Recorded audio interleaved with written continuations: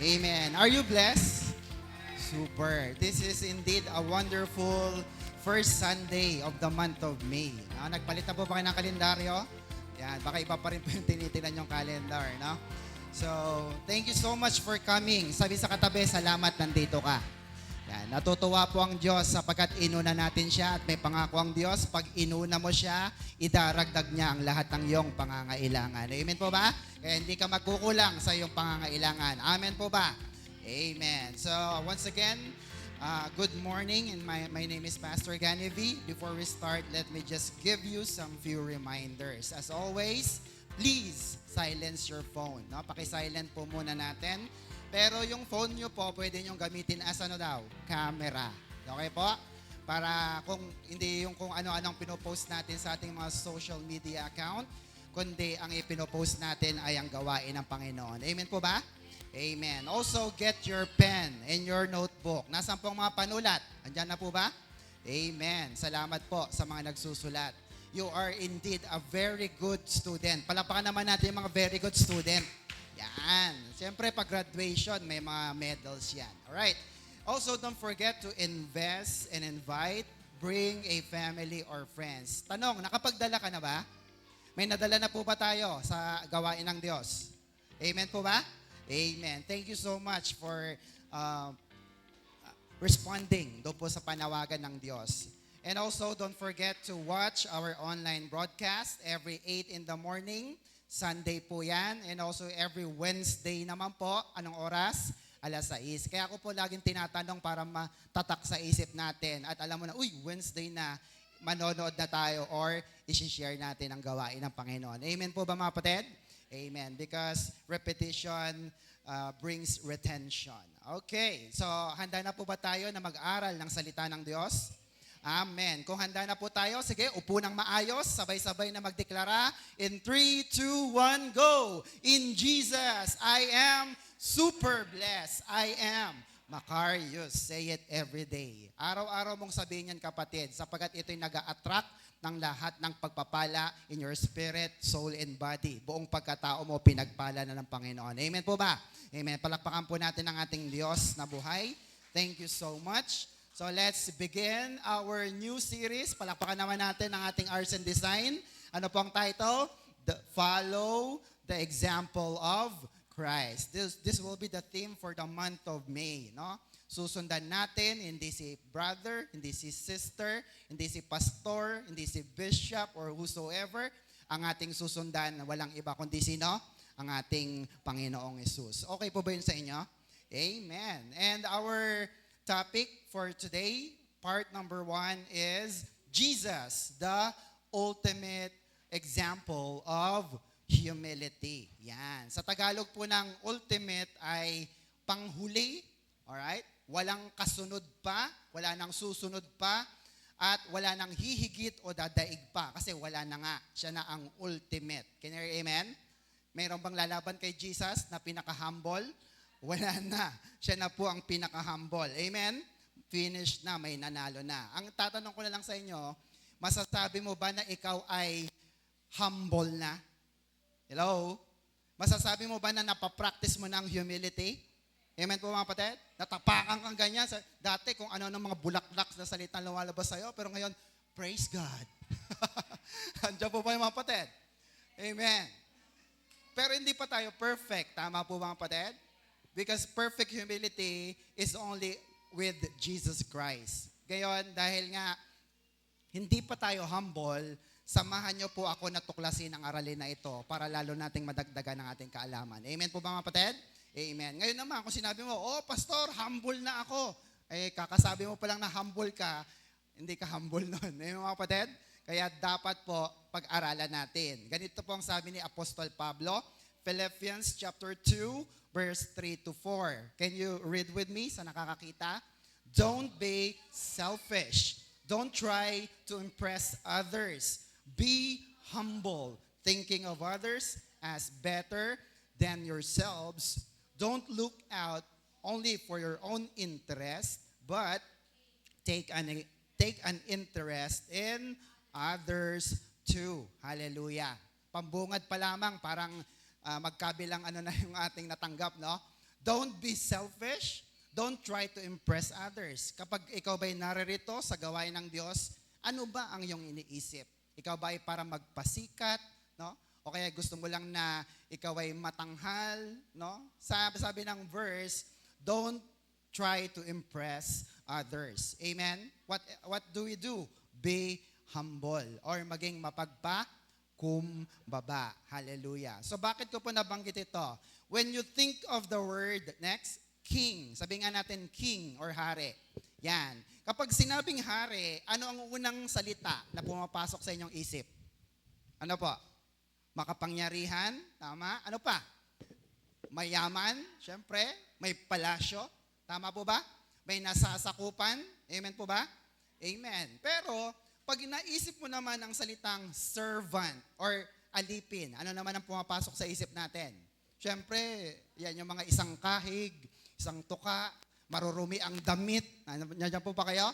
Hindi naka-aircon, no? Yan po yung mga tinatawag nating servant. Hindi maayos ang buhay. So, parehas ba ang buhay ng hari at ng servant? Malaki ang pagkakaiba, and not usually. So, that is why it's a little bit crazy to think na ang hari ng mga hari, no? Diyos ng mga Diyos ay iniwan ang langit at bumaba para yakapin ang ating karumihan. Palapakan naman natin ang Diyos na yan. Can you hear amen? Amen po ba?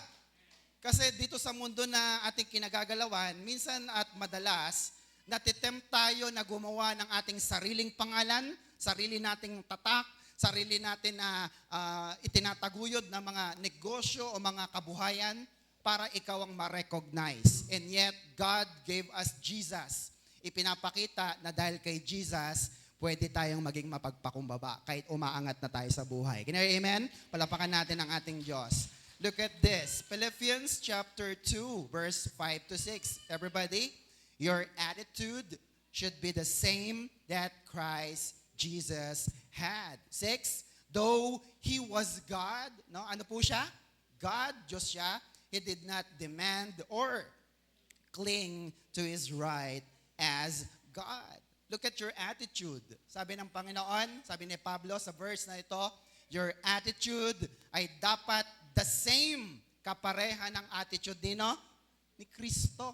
Amen po ba mga kapatid? Bagaman siya ay napakataas, siya ay Diyos, no?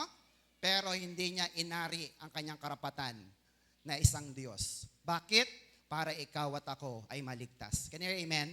Amen po ba mga kapatid? So, the question is this. Ayon sa verse, who is Jesus according to Philippians chapter 2, verse 6? Ano pong sagot natin dyan? Nabasa na natin. Sino si Jesus daw? He was God. No?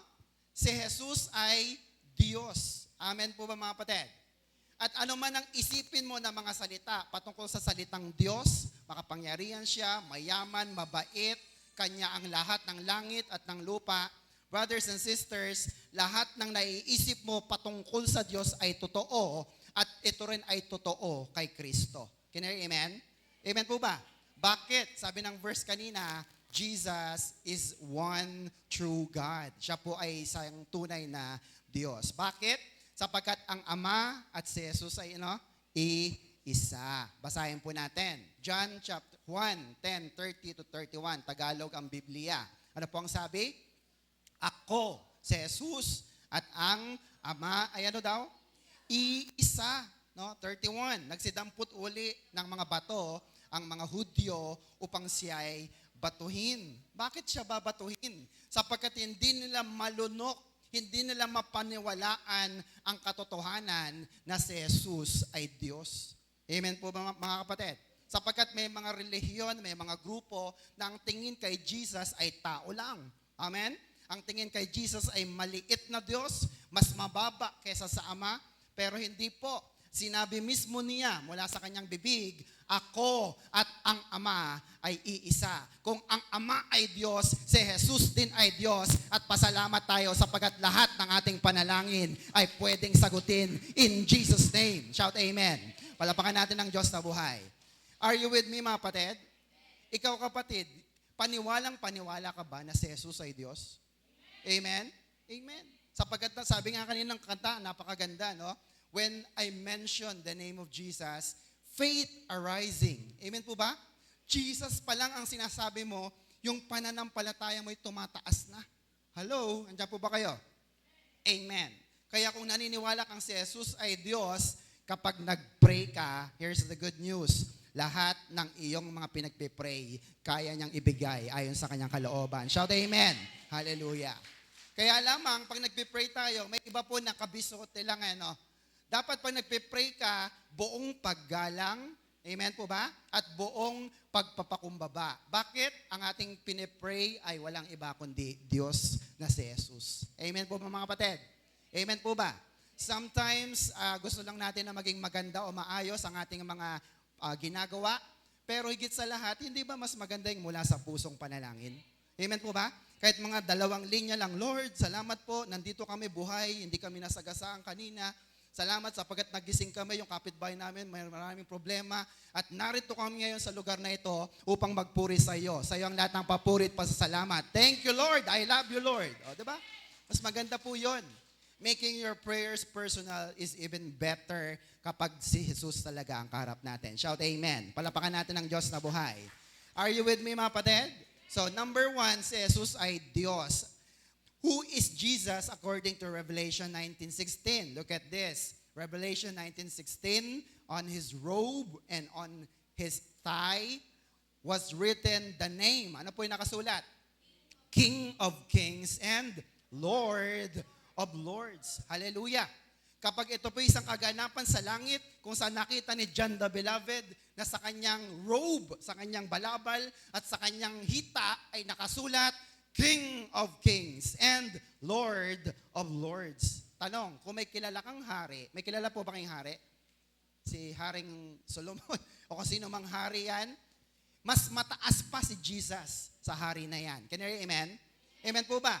Bakit? Siya po ay King of Kings. Hari ng mga hari. Now, kung si Jesus ay mas mataas na Panginoon, ibig sabihin po niyan, buong paggalang dapat ang ating ibigay sa Kanya. Can you hear amen?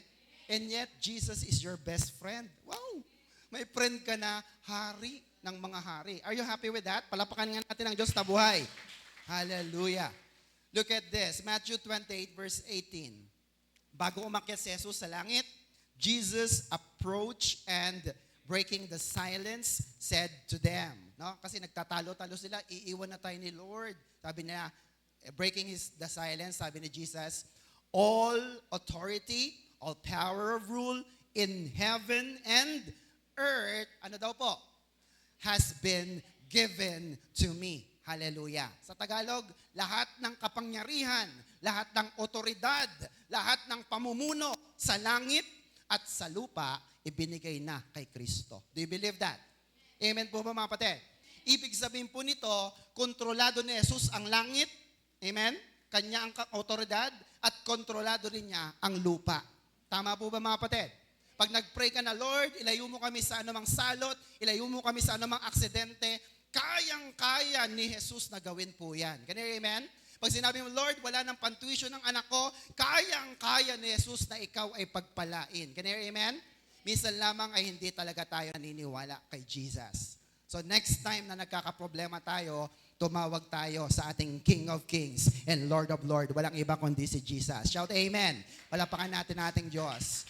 Therefore, if anyone ever has a good reason not to be humble, no? Kung meron mang dapat magmalaki, meron mang dapat hindi maging humble, si Jesus yun eh. Kasi hari siya, pinakamataas. Amen po ba? And yet, look at this. Jesus is the perfect example of humility. Amen po ba? Pinakamataas siya sa lahat ng mataas.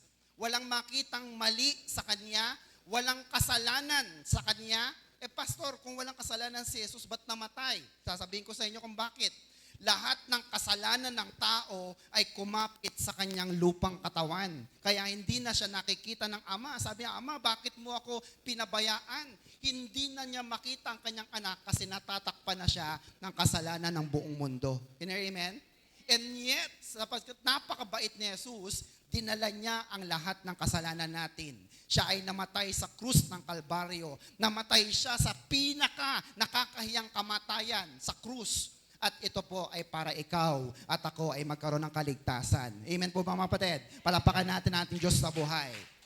Therefore, Jesus is the perfect example of humility. Amen po ba?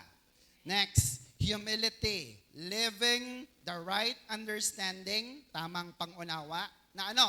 Of who God is and who we are. No? Sino nga po ba tayo? Hello? Natanong na ba natin to sa ating mga sarili? Sino nga ba ako, Lord? Bakit mo ako pinapansin? Bakit mo ako iniligtas?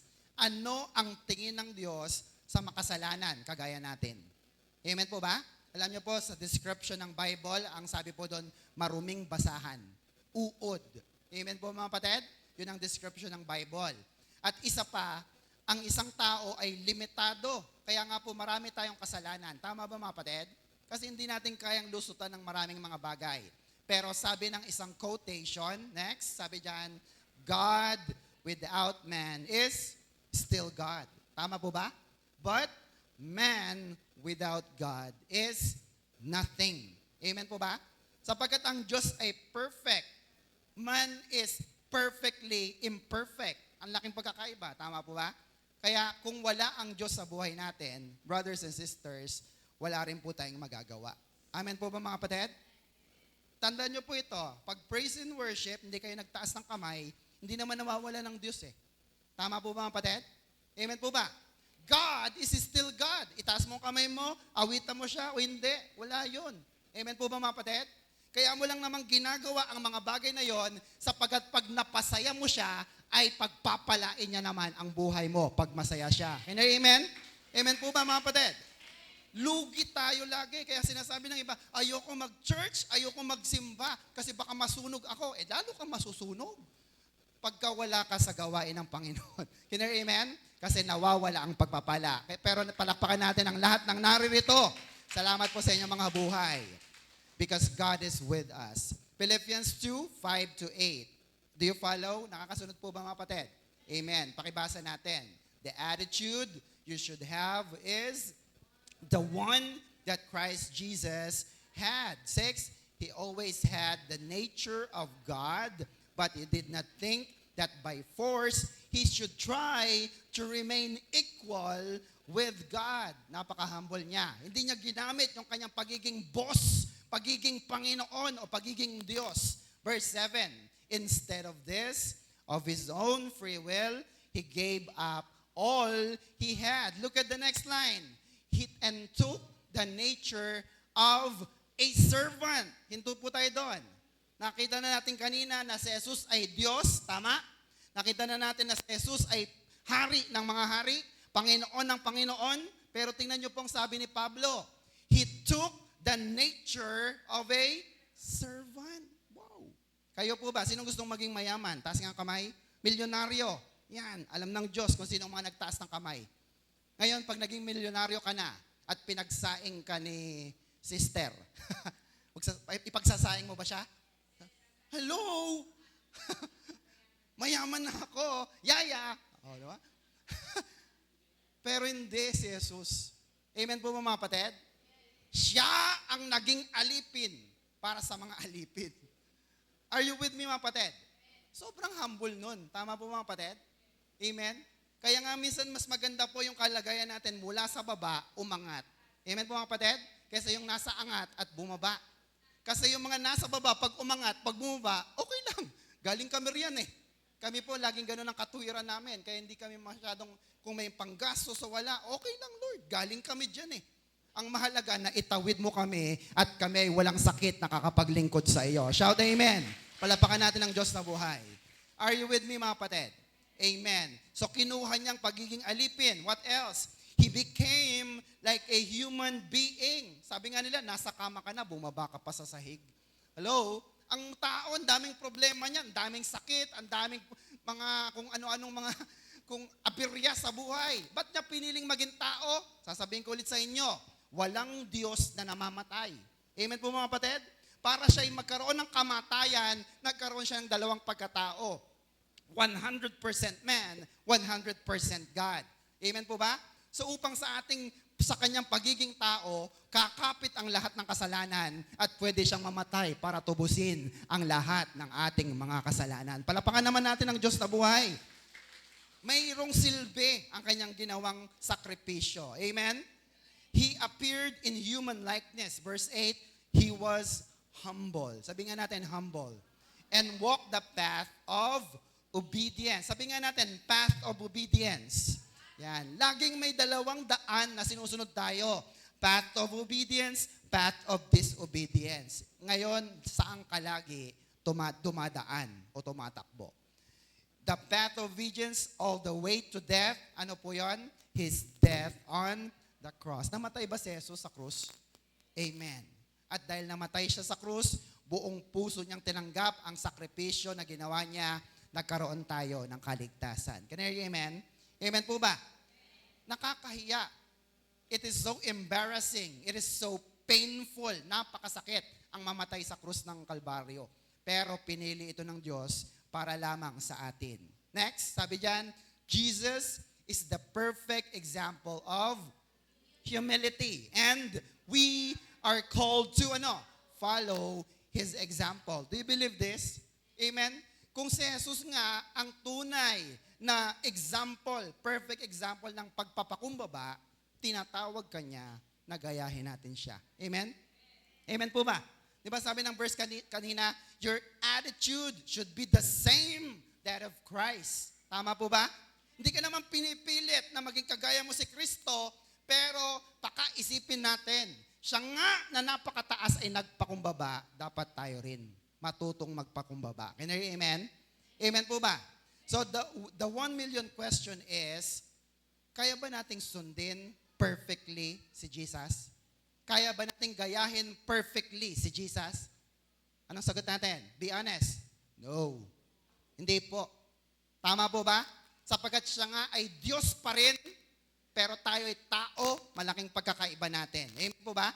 Only Jesus can become perfectly humble, pero ipinakita niya ang pagpapakumbaba para lahat tayo ay magkaroon ng katubusan sa ating mga kasalanan. Can you hear amen? Amen po ba mga kapatid? Amen. Dahil nagpakababa si Kristo, inisip niya tayo, hindi ang kanyang sarili, naligtas ka. Salamat sapagkat mapagpakumbaba si Jesus. Are you with me mga kapatid? Amen. Now, para mas lalo nating maintindihan at lumutang ang ibig sabihin ng humility, let's discuss the two words which are pride and humility. Sabi nga natin, pride. Humility. Yan. Ano nga po ba ang pride? What is pride? Ano po ang pride para sa inyo? Yung mataas. Tama ba, kapatid? Bago natin basahin ang definition. Ano yung pride sa inyo? Yung ikaw nang gumawa ng mabuti, ikaw pa rin ang sinasaktan, pero magpapakumbaba ka ba o magkakaroon ka ng pride? Hello? Nandiyan po ba kayo mga kapatid? So ano nga ba ang pride? Sabi diyan, pride is when you think of yourself first. Iniisip mo lagi, uy, Lord, binigyan mo ko ng pagpapala. Ito pang shopping ko, ito pang kain ko, ito pang tuition, ito pang bili ko ng aking kapritsyo. Tapos sabi ni Lord, nak, yung sa akin. Tsaka ka na Lord, naintindihan mo naman eh. Nandiyan po yung mga kapatid. Kasi nagmamalaki ka na lahat ng iyong kinita ay dahil pinaghirapan mo. Pero kung nagkaroon ka naman ng sakit at karamdaman, sa Diyos ka rin naman tumatawag. Are you with me mga kapatid? So be humble. Huwag mong unahin ang iyong sarili. What else? Sabi dyan, thinking we can do it ourselves or trying to get things for ourselves because we think we deserve it. No? Iniisip mo, kailangan mapunta sa akin yan. Deserving ko yan kasi magaling ako, mahusay ako, mayaman ako, malakas ako, matalino ako. No? Kaya minsan, maraming mga nagba-backslide, maraming nawawala sa church kasi hindi nila nakuha yung deserve daw nila. Are you with me, kapatid? What do you deserve? Hello? Are you with me? Meron ka bang deserve sa buhay mo? Deserve mo ba na magkaroon ng isang magandang sasakyan? Talaga? 1 to 10, ang paglilingkod mo, 1 to 10. Nasaan ka? Amen mga kapatid? Dapat mga 20. Malaki-laki nak yung hinihingi mo. Are you with me mga kapatid? And yet, akala mo, dahil hindi binigay ng Diyos sa iyo, nagtatampo ka, sabi mo, Lord, hindi na ako mag-charge. Are you with me? Pride po ang tawag dyan. Pride is what leads us to sin. Ayan na. No? Trying to be first, wanting others to see how good you are at something, thinking you deserve to have something, trying to do it on your own. Huwag niyo akong pakilaman, kaya ko to. Yan, ma-pride po ang tawag yan. Huwag niyo akong tutulungan, kaya ko to. Hanggang sa nawala na nga siya. Are you with me, kapatid? So that is pride. Malinaw po ba yun, kapatid? Now, let's look at the contrast. What is humility? What does it mean to be humble? Ano po yung sabi dyan? Humility is being free from pride and not thinking of yourself first. Kabaliktaran naman ito. It is realizing your talents and gifts are from God. Take note, your talents and your gifts are from God. Your blessings, your income, everything that you acquire comes from God. Can you hear amen? Amen po ba? Matalino ka, nagkaroon ka ng honor, nanalo ka sa anumang patimpalak, glory to God. Amen po ba? Because apart from Jesus, we cannot do anything. Shout amen. Palapakan natin ng Diyos. Putting your worth in Him. Amen po mga kapatid? Yung kinanta natin kanina, halaga. Paano ba nagkakahalaga ang buhay mo?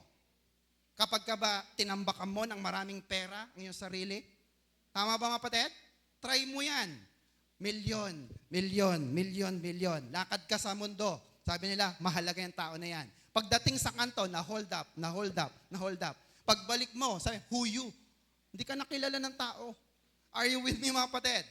And yet, if you put your worth in Jesus, hinding-hindi yan mawawala. Sapagkat ito po ay panghabang buhay. Mahalaga ka sa Diyos na buhay. Shout amen.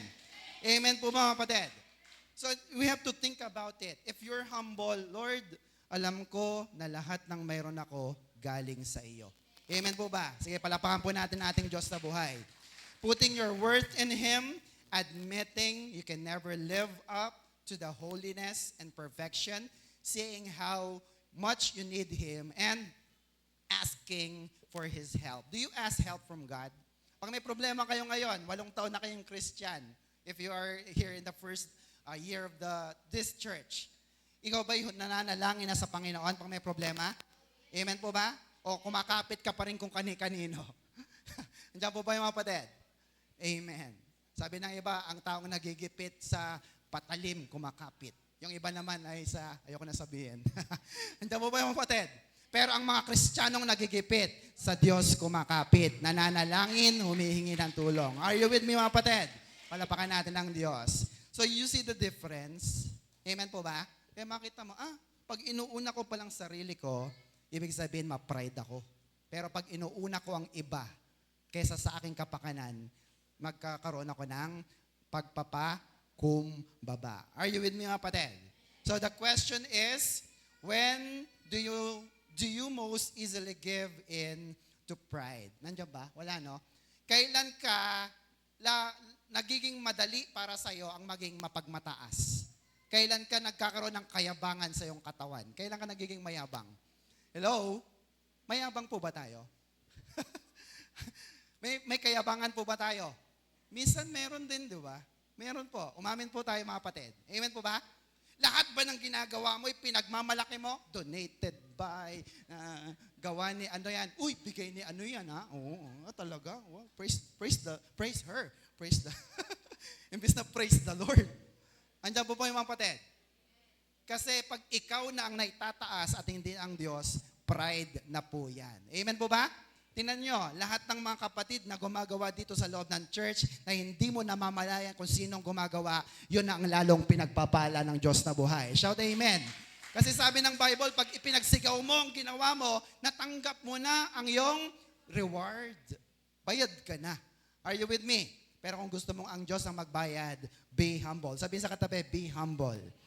Amen. So stay humble. ask help from Jesus because apart from Jesus, you cannot do anything. Philippians chapter 2, verse 9 to 11. Everybody, for this reason, God raised him to the highest place above and gave him the name that is greater than any other name. No? Na-promote si Jesus sa pinakamataas na pwesto sa langit. Ano pa? Yung kanyang pangalan is the name above every other name, greater than any other name. 10, and so, in honor of the name of Jesus, all beings in heaven and on earth and in the world below, sa ilalim, will ano daw? Fall on his knees. Amen po mga kapatid. And all with openly proclaim that Jesus Christ is what? Lord, to the glory of God and Father. Amen po ba? May kanta po kami dyan eh. Ang lahat ay luluhod. Ang lahat magsasabi na si Jesus ay Diyos. Amen po ba? Yung mga nanonood sa online ng mga matatanda, nakakasabay po yung mga yan. Amen mga kapatid? Yan ang kanta namin noon. Amen po ba mga kapatid? Si Jesus ay Diyos. Wala nang iba pa. So let's study now Jesus, the example of humility. Handa na po ba kayo mga kapatid? Let's look at this. Hango po sa Philippians 2:1-8. Number 1, bakit po siya example of humility? Number 1, humble circumstances. Sabi nga natin, circumstances. Yan. Pag sinabing circumstances, kaganapan niya sa kanyang buhay. Ano po bang nangyari kay Jesus nung siya po'y nasa mundong ito? Si Jesus lang po ang kaisa-isang tao na ang kanya pong buhay na siya po'y Diyos at Panginoon at makapangyarihan, pero hindi niya pinili kung saan siya ipapanganak. Tama ba mga kapatid? Amen? Saan siya pinanganak? Sa isang sabsaban. Hello? Sino po sa inyong pinanganak kaysa sako na lang? Meron mo rito? Ang anak ko mga ngati, pastor. Lahat kayo nakalampin at karamihan sa atin ay nasa ospital, puro alkohol. Nakikita niyo po yung mga kapatid? Pero si Jesus, nasa isang sabsaban. Ano bang nakalibot sa sabsaban? Mga maduduming hayop, infections. Amen po ba? He was conceived by a virgin. Ano naman ngayon? Ito po ay grounds para sa kanyang legitimacy. Hindi siya tunay na anak. Eka, bakit? Siya po'y pinanganak ng isang birhen. Tama po ba mga kapatid? Sabi ng John 8:41. He chose a mother who spoke of her low state. Yung kanyang nanay, laging, hindi kami mahina lang kami, mahirap lang kami. Laging mababa ang kalooban ng nanay niya. Luke 1:48. Ang kanya namang tatay is a carpenter. Hello? Hindi manager, hindi boss, no? Hindi siya mataas o gobernador. And so, he was very, very poor. Paano mo nasabi na siya ay napakahirap? Kapag sila'y mag-aalay sa templo, imbis na ang dala nila ay tupa, anong dala nila? Kalapati lang. Sabi po ng Luke 2:24. Amen po ba mga kapatid? Amen. So makikita natin, nung pinanganak siya doon sa sabsaban, sino ang kanyang unang bisita? Mga shepherds. Amen? Yung yung nag-aalaga ng mga hayop. Kayo ba nung pinanganak, sino ang unang niyong bisita? Ha? Mga mayayaman, yung mga kamag-anak, no? Hello, nandiyan po ba yung mga kapatid? So, kung tatanungin natin si Jesus, humble ba ang kanyang buhay o hindi? Humble. He is even born sa lugar kung saan ang tinatawag na Nazareth. Sabi ng Bible, walang magandang ibibigay ang Nazareth. Pero siya ay pinanganak sa Nazareth. Siya ang pinakamagandang regalo ng Diyos sa buong sangkatauhan. Shout amen. Palapakan natin ang Diyos sa buhay. But even in all circumstances, Panginoon, bakit mo ko pinanganak sa pamilya na ito? Walang kaming kapera-pera. Lagi kaming kumakain, nagdidildil ng asin. Lord, bakit? Hello? Andiyan po kayo mga kapatid. si Jesus naiintindihan kung anong yung kalagayan. Can you hear amen? Pero hindi niya piniling ipanganak sa mayaman, mas pinili niya na siya naging mahirap para maunawaan niya ang lahat ng ating hinaing. Shout amen. Palapakan natin ang Diyos sa buhay. Are you with me, mga kapatid? Number 2, ano po yon? Humble obedience. Wow. Ito po yung pagiging masunurin ni Kristo. Hebrews chapter 5 verse 8. But even though He, Jesus, was God's Son, anak siya ng Diyos, anong sabi? He learned through His suffering to be obedient. No? Kahit naghihirap na siya, sumunod pa rin siya sa Ama. Kayo ba, pag nahihirapan, nag-church pa rin kayo? Hello? Yun ang totoong worship. Tama ba, mga kapatid? True worship yun. Kasi yung iba, pag magsisimba lang, pag masaya, maraming mga answered blessings, answered prayer, nako, brothers and sisters, mababaw ang iyong pagkakilala sa Diyos. Amen po, mga kapatid? Sapagkat mas makikilala mo ang Diyos na hindi nagpapabaya kahit sa panahon ng iyong pagsubok, nariyan siya, niyayakap ka at binibigyan kanya ng pagpapala. Shout amen. Amen. Sa edad po na 12 ni Kristo, alam niya na po ang kanyang kahihinatnan. Ang kanyang gagawin is FB. Ano po yung FB? Father's business. Amen po, mga kapatid? Yan ang kanyang ginagawa sa kanyang buhay. Bata pa lamang po si Jesus, alam na niya na siya po ay gagamitin ng kanyang ama. Kaya nga po, ang mga anak natin, napakahalaga na dinadala natin sa gawain ng Panginoon. Bata pa lamang ang mga apo ninyo, dalhin nyo na sa church. Bakit? Sapagkat dito sa church, nakikilala nila ang mga karakter sa Bible, ang mga mabubuting ugali sa Bible, ang mga ugaling makalangit na kaakit-akit. Can I hear amen? Amen po ba? Sige, palapakan natin ng Diyos. Bakit po, Pastor? Sapagkat pag natutunan nila ito, ang bata ay hindi magiging mayabang. Tama? Ang bata ay hindi magiging madamot. Hindi siya magiging makasarili. Hindi siya magiging mahina sa mga problema. Amen po ba? Sabi nila, manipis naman tong bata na ito. Kasi nakilala niya si Jesus, nagiging malakas siya. For I can do all things through Christ who strengthens us. Nasubukan nyo na ba na kayo may problema, lumapit ang anak ninyo, sasabihin siya, Daddy, all things are possible with God. Nakakaiyak yun. Amen, mga kapatid? Tinuturuan tayo ng mga bata. Are you with me, mga kapatid? Amen. Mas nakikilala nila ang Ama, ang Anak, at ang banal na spirito. Ang tawag natin doon, conditioning of the mind. Sabi nga natin, conditioning of the mind. Pastor, bakit ba tayo nagsisimba? Bakit ba tayo nag-aaral ng Bible? Kasi inire-ready natin ang isip natin para pagdating natin sa langit, hindi ka naman bilang nabibigla. Nandiyan pala si Moses. Nandiyan pala si Abraham. Andiyan po ba yung patid? Andiyan, ito na ba si God? Ito na ba si God? Hello? Inire-ready na ng Diyos ang iyong kaisipan sa lahat ng pwede mong asahan sa langit. Can you hear amen? Amen po ba? Halimbawa, kung kayo magtutour sa Hong Kong o sa Disneyland, syempre, una nagre-research na kayo, di ba? Pagdating sa airplane, dapat ilalabas ko ng ticket ko. Di ba? Para pagdating mo doon, hindi ka na namumroblema pa. And that is what we're doing in the church. Can you hear amen?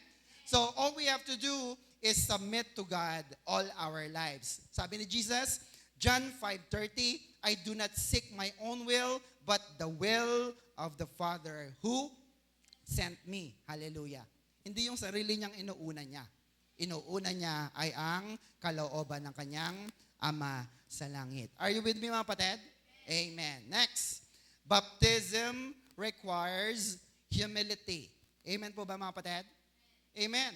Ang pagpabautismo ay nangangailangan ng matinding pagpapakumbaba. Bakit? During that time, in the time of Jesus, ang kanyang pong mga kinakaharap na mga tao ay mga hari, no? Mga matataas na opisyal, gobernador, at hindi po uso sa kanila. Nakakababa ng pagkatao para sa kanila ang lumusong sa tubig na napakarumi sapagkat sila po yung may mga swimming pool. Amen po ba, mga kapatid? Amen po ba? Kaya ang pagpapabautismo sa kanila, hindi nila gagawin kasi hindi sila humble enough para po tanggapin ang kapatawaran ni Jesus. Can you hear amen? Ang karamihan sa kanila ay opisyal, leader, mayayaman. Hindi po papayag yan na lulubog, lulusong sa ilog o sa dagat. Ayaw nila. Bakit? Baka may lumot. Tama?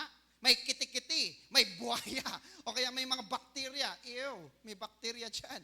Ayaw po nila. Kaya ang totoong gustong magpabautismo ay yung tao na tunay na nagpapakumbaba at nagsisisi. Can you hear, amen? Palapakan natin ang Diyos na buhay. Sabi ng iba, Pastor, bakit wala pa tayong bautismo? Kayo po ang magsasabi. Amen po mga kapatid? Amen po ba? Sapagkat itinuturo naman natin dito sa church na mahalaga po ang bautismo. Hindi ka naliligtas sa iyong pagkakabautismo, ito po ay ekspresyon ng iyong kaligtasan. Amen po ba? Amen po ba? Kasi kahit ilang beses kang ilubog sa swimming pool, gusto mo wag ka nang umahon. Ha? Hindi ka maliligtas kung hindi talaga totoo ang iyong pagsisisi. Ang bautismo ay nagre-require ng kapakumbabaan na ikaw nga ay tunay na susunod sa ating Diyos na buhay. Shout amen. Palapakan natin ang Diyos na buhay. Are you with me mga kapatid? Amen. But Jesus answered and said to him, sabi sa Matthew 3:15, permit it to be so now, for thus it is fitting for us to fulfill all righteousness. Si Jesus po na napakataas, napakayaman, hari ng mga hari, Diyos, hindi po siya nag-hesitate na mag-travel. Pumunta kay John the Baptist para siya magpabautismo. Amen po ba mga kapatid? Amen. Sabi niya, payagan mo ako because it is fitting for us to fulfill all righteousness. Then He allowed him. Amen po ba mga kapatid? Pinakita niya ang tunay na pagpapakumbaba ng isang tao sa lahat ng mga sumusunod sa Kanya. Shout amen.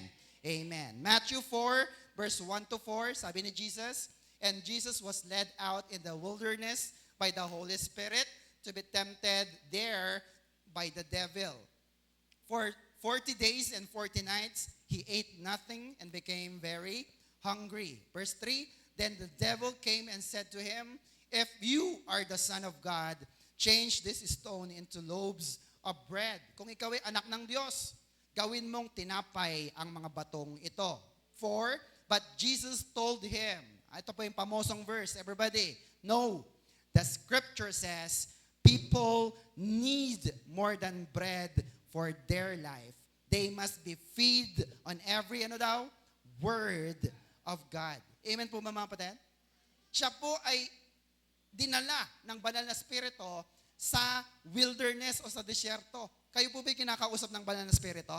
Anak, bangon na. Mag-church ka na. Sumusunod ka ba? Hello? Si Jesus sumusunod eh. Pwede naman niyang gawing tinapay ang mga bato. Why not? Pero hindi niya ito ginawa.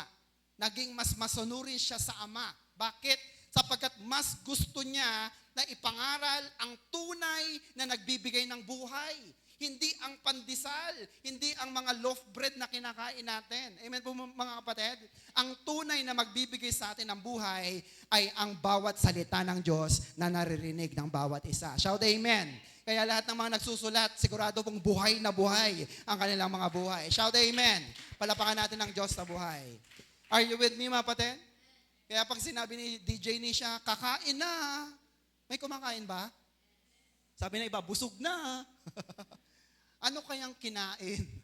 Sana salita ng Diyos. Are you with me mga kapatid? Check your journals. Gusto ring ipakita ni Jesus ang tunay na pagkain ng mga totoong naglilingkod sa Kanya. Sino po sa inyong naglilingkod sa Panginoon? Ito po ang ating pagkain. John 4:34. My food, Jesus said to them, is what? To obey the will of the one who sent me. Sino yun? Si God. And to finish the work He gave me to do. Amen po ba?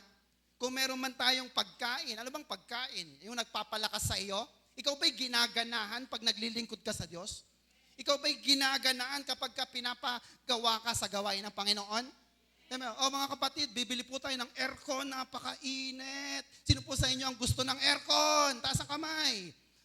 May good news. Magkaka-aircon na tayo next week. Palakpakan po tayo. Alam nyo na kasi, no? May bad news. Ang pambili, nasa mga bulsa nyo pa. Andiyan po mga kapatid. Are you willing to obey Jesus? Yung bang yung paglilingkod talaga, iyan ang nagpapalakas sa iyo. It is the food to do the will of the Father. Shout amen. Palapakan natin ng Diyos. Are you with me? Alright, next number 3. Malapit na po tayo. Number 3, humble ministry. Hallelujah. Ikaw ba ay mapagpakumbaba sa iyong paglilingkod sa Diyos? Amen po mga kapatid? Si Jesus nagsimula sa pinakamababa. Alam niyo po ba yan? Hindi siya naging manager agad, hindi siya gobernador, hindi siya emperador. Amen po ba? Siya po ay isang karpintero. Anak ng karpintero. Tama po ba mga kapatid? Si Jesus, nung nagsisimula siya sa kanyang ministry, wala siyang sariling bahay. Tama po ba? Luke 9:58, kayo na lang magbasa. Parang kami po noon. Kami po yung nangungupahan kung anong edad ni Anika, 13 years. No? Kami po ay walang sariling bahay. He was cared by His disciples. Kung kani-kanino siya nakikituloy. Amen po ba mga kapatid? Naglalakad lang siya or sabi nga nagkukommute. Mayroong isang instance sa Bible, sumakay siya ng bangka papunta sa ibang ibayo. Amen po ba mga kapatid? Pero hindi kanya yon. Hello? Yung iba sa atin dito, napakaraming mga sasakyan. Yung iba naman ay wala rin. It's okay. Alam ni Jesus kung paano ang pakiramdam ng walang sasakyan. Amen po ba? And that is ministry. Kami nga po, ako po, nung kami po ay walang sasakyan, isa lang ang deal ko kay Lord. Sabi ko, Lord, bigyan mo po kami ng sasakyan para may magamit ako sa iyong gawain. Amen po ba mga kapatid? Siya palapakan natin ng Diyos. At nakita nyo naman po, lahat ng madadaanan, basta kasya, sinasakay namin. Andiyan po ba yung mga kapatid? Kasi para sa gawain, for the King and His kingdom. Hallelujah. Kaya po, lahat ng sinapit ni Jesus sa ministry, yung iba po, naranasan na natin. Sino po sa inyong naranasan nyo ng mapaiyak sa ministry? Grabe itong mga to, ayaw ako sundin. Grabe itong mga to, ayaw nilang magsipag-cooperate. Hello? Huwag kang mag-alala. Even Jesus was betrayed by His disciple. Amen po mga kapatid? Sila yung mga close dati, kain-kain pa sila, nagpapalahis ng mga demonyo. Pero nung si Jesus ay ipapako na, nawala lahat. Andiyan po ba kayo mga kapatid? Sabihin sa katabi, hindi ka nag-iisa. Amdam ni Jesus ang lahat ng iyong pag-iyak at hindi ito lumalampas sa ating Diyos na buhay. Shout amen. Palapakan natin ang ating Panginoon. Are you with me mga kapatid? Amen. Sa ministry ni Jesus, nakihalubilo siya sa mga mahihirap, sa mga mabababang tao. Kalibel lang niya ang mga taong iyan. So, Jesus, next, had no ambition for titles. No? Totoo po ba ito, mga kapatid? Si Jesus po, wala po siyang pakialam sa titulo. Amen? Kasi yung iba, hindi mo lang natawag na brother, sister, o kaya pastor. No? Nagagalit. Huwag mo akong tawagin brother, pastor ako. Andiyan po yung mga kapatid. Hello? The titles are just titles. Ang mahalaga po ay yung function. Amen po ba? Meron namang hindi pastor, pero kung mag-function ay parang pastor. Daig pang humayo sa pastor niya. Are you with me mga kapatid? Amen? Kasi hindi mahalaga ang titulo. Ang mahalaga ay yung ginagampanan bilang anak ng Diyos. Shout amen. Palapakan natin ang Diyos sa buhay. Now, kung hindi ka man tinawag na pastor, reverend, bishop, brother, sister, okay lang yon. Sapagkat ang pinakamahalagang titulo na gusto mong itawag sa iyo, ikaw ay anak ng Diyos. Pumalakpak nga po ang lahat ng anak ng Diyos. Hallelujah! Okay na yon. Amen po ba mga kapatid? John 1:12. Amen? Apostle John marveled at the humility displayed by Jesus on the Last Supper. Alam niyo po yung kwento ng huling hapunan? The Last Supper. John chapter 13, verse 3 to 7. Sabi rito, the evening meal was being served. Nakita niyo po yung setting? Kakain na po sila. Hinain na ang mga pagkain. And the devil has already prompted Judas Iscariot, son of Simon, to betray Jesus. Nakaamba na po si Satanas. Binulungan na, Judas, gawin mo na. No? Verse 3, Jesus knew that the Father had put all things under His power. Alam niya, nasa Kanya na lahat ng kapangyarihan, and that He had come from God and was returning to God. Siya'y galing sa Diyos at siya'y babalik sa Diyos. Alam ni Jesus po yan. Take note, ang ganda ng intro sa Kanya. No? Sabi po dyan, siya po ay nandoon sa pinakamataas na kalagayan sa langit. Alam niya na pinarangalan na siya ng Diyos, binigyan na siya ng power ng Diyos, Pero ano ang kanyang ginawa? Anong ginawa ng pinakamataas na si Jesus? Look at verse 4. Everybody. So, everybody, he got up from the meal, tumayo siya. Ano pa? He took out his outer clothing and wrapped a towel around his waist. After that, he poured water into a basin and began to, wash his disciples' feet, drying them and, drying them with the towel that was wrapped around him. Hallelujah. Alam na alam niya, hari na ako. Baka pangyarihan na ako. Pero hindi ang kanyang ginawa ay opposite. Anong ginawa niya? Tumayo siya, naglagay siya ng towel sa kanyang balabal, sa kanyang waist, at nagbuhos ng tubig, kinuha niya ang mga paa ng isa-isa ng kanyang mga alagad. Ito'y kanyang hinugasan, hindi lang yon, tinuyo pa niya ng towel. Are you with me, mga kapatid? Ikaw kaya, pag pinaangat ng Diyos, kaya mo pa rin bang magpakumbaba? Hello? Are you with me, mga kapatid? Verse 6, sabi dito, he came to Simon Peter and said to him, Lord, are you going to wash my feet? No, Pastor, Lord, nakakahiya. Huwag mo nang hugasan ang aking paa. No? Pero ano sabi ni Jesus? Jesus replied, you do not realize now that what I am doing, but later you will understand. So this verse is the absolute example of Jesus' humility in the ministry. Amen po ba, mga kapatid? Minsan parang, Lord, di ko talaga kaya eh. Napakahirap. Kayo ba'y binato na ng napakahirap na problema sa ministry? Lord, hindi ko talaga kaya. Pero pag kinaya mo, brothers and sisters, ang pagpapala ng Diyos ay nakaamba sa lahat ng sumusunod at nagmamahal sa Kanya. Shout amen. Palapakan natin ang Diyos sa buhay. Are you with me, mga kapatid? Doon lang naman sa mga gusto. Pag ayaw, hindi naman kayo pipilitin ng Diyos. Finally, number 4. Dito po tayo magtatapos. Are you with me? Right. Number 4. Ano po yung number 1? Humble circumstances. Number 2, humble obedience. Number 3, humble ministry. Ito pang isang humble. Number 4, humble death. No?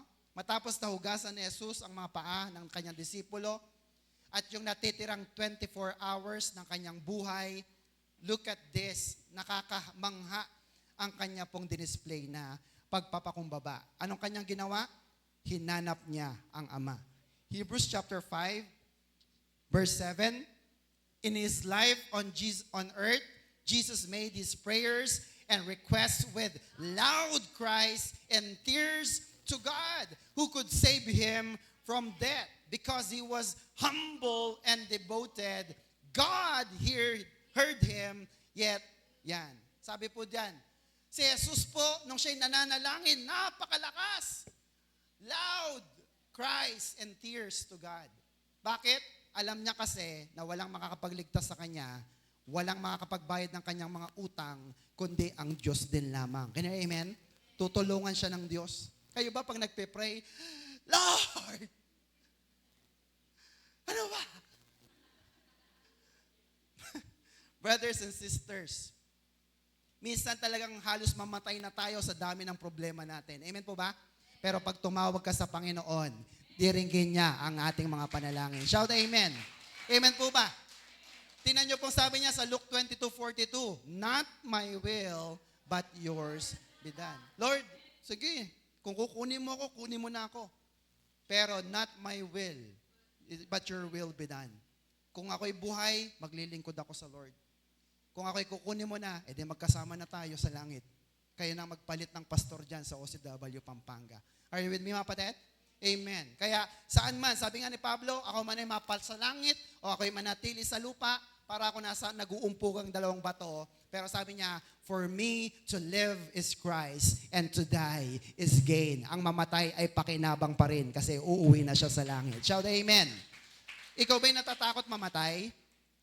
Hello? Sino pong natatakot pa rin mamatay? Taas nga kamay. Lahat naman tayo mamamatay. Unang-una lang. Andiyan po ba yung mga kapatid? Ang mahalaga, bago ka mauna, naglingkod ka na sa Panginoon. Amen po ba? Sabi kasi niba, tsaka na pag graduate ko na, tsaka na pag may negosyo na ako, tsaka na pag may asawa na ako. Brothers and sisters, hindi na nga umabot lahat ng pangarap mo, kailan ka pa maglilingkod? Hello? Are you with me, mga kapatid? Amen.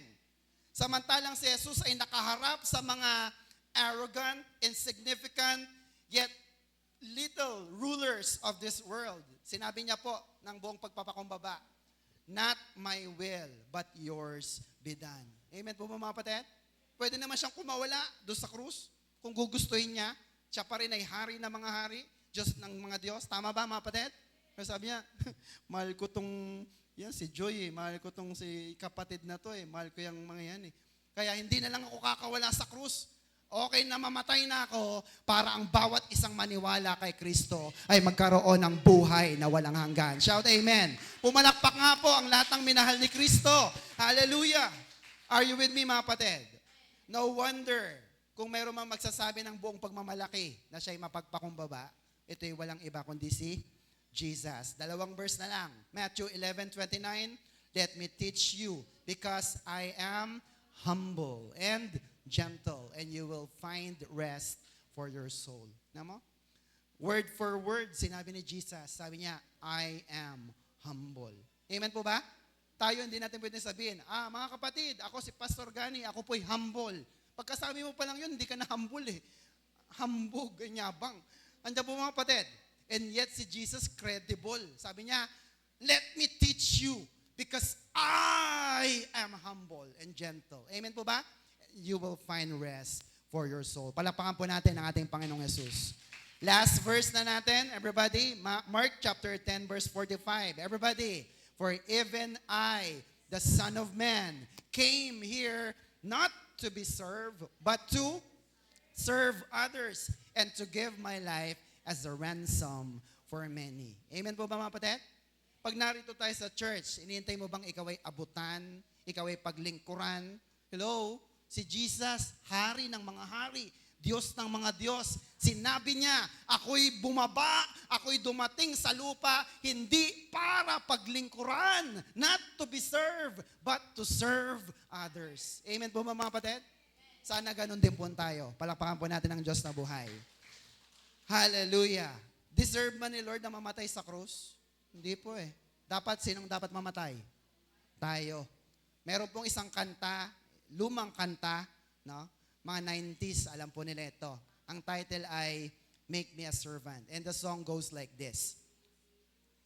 Make me Isa pa.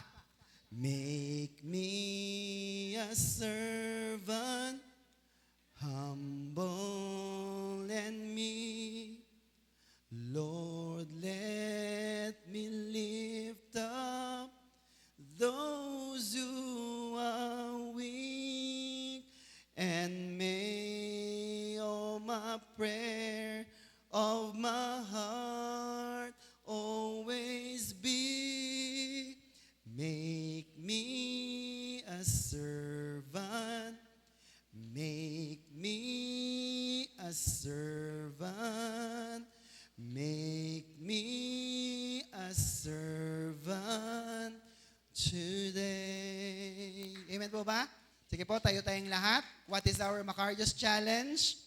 Ask God for humility and a servant heart. Isa mga po, ask God for humility and a servant heart. Let us pray. Panginoon, maraming salamat po sapagkat naging mapagpakumbaba si Kristo para sa amin. Kung hindi po naging mababa ang loob ni Kristo, hindi kami maliligtas, Panginoon. Kaya Lord, salamat po ng marami. And Lord, sa oras na ito, kami po'y humihiling na kung meron man kayong nakikitang kayabangan, pagmamataas, pagmamalaki sa aming buhay, in any areas of our lives, Father, forgive us and teach us to be obedient, Lord. Kagaya ng aming Macarius challenge, Lord, give us humility. Lord, give us a servant heart, Lord, na hindi lang namin iniisip lagi ang aming mga sarili, kundi isipin namin ang aming kapwa. Na kung kami ligtas na, hindi kami makampante na ligtas na kami, dapat masama namin ang aming mga mahal sa buhay sa kalangitan. Kaya Lord, sa oras po na ito, give us humility to follow Christ's example. Lord, patuloy po na bigyan mo kami ng kapakumbabaan sa aming mga buhay. Na kung kami man po'y nagmamalaki sa mga achievements namin, Lord, always remind us na ang lahat ng nagpapakataas ay binababa at lahat ng nagpapakababa ay tinataas mo, Panginoon. Lord, salamat po sapagkat nakikita mo ang iyong mga lingkod at lahat ng ginagawa namin sa church na ito is for the King and your kingdom. Kaya naman, Ama, malugod ka sa aming paglilingkod at maingat namin binabalik ang pinakamataas sa papurit pa sa salamat. In Jesus' name we pray. At lahat ng pinagpala ay magsabi ng malakas na Amen. Palapakan po natin ng Diyos. Ano po ulit ang ating Macarius Challenge? Malakas. Ask God for humility and a servant heart. To God be the glory. Palapakan po natin ng Diyos.